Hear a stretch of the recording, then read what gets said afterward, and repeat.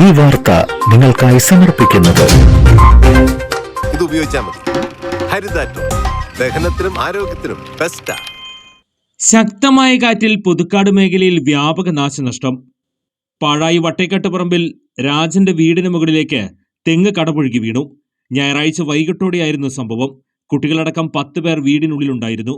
തെങ്ങ് വീടിന് ശബ്ദം കേട്ടതോടെ വീടിനുള്ളിലുണ്ടായിരുന്നവർ പുറത്തേക്ക് ഓടിമാറിയതിനാൽ പരിക്കേൽക്കാതെ രക്ഷപ്പെട്ടു. തെങ്ങ് വീണതോടെ വീടിന്റെ മേൽക്കൂര പൂർണ്ണമായും തകർന്നു.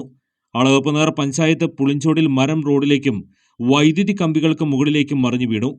പുല്ലാനിക്കൽ തിലകയുടെ വീട്ടുപറമ്പിലെ മരമാണ് വീണത്. ഇവരുടെ വീട്ടുമതിലും തകർന്നു. KSEB അധികൃതർ സ്ഥലത്തെത്തി. ചിറ്റിശ്ശേരിയിൽ ഞായറാഴ്ച ഉച്ചതിരിഞ്ഞുണ്ടായ കാറ്റിൽ നിരവധി മരങ്ങൾ കടപുഴകി വീണു. വീടിന് മുകളിൽ മരം വീണ കേടുപാടുകൾ സംഭവിച്ചു.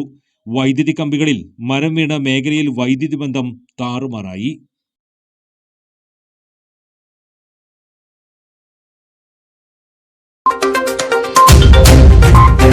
ചിലതൊന്നും ചിലർക്കങ്ങോട്ട് ദഹിക്കത്തില്ല. ഇത് ഉപയോഗിച്ചാൽ മതി. ഹരിതാറ്റോ ദഹനത്തിനും ആരോഗ്യത്തിനും ബെസ്റ്റാ.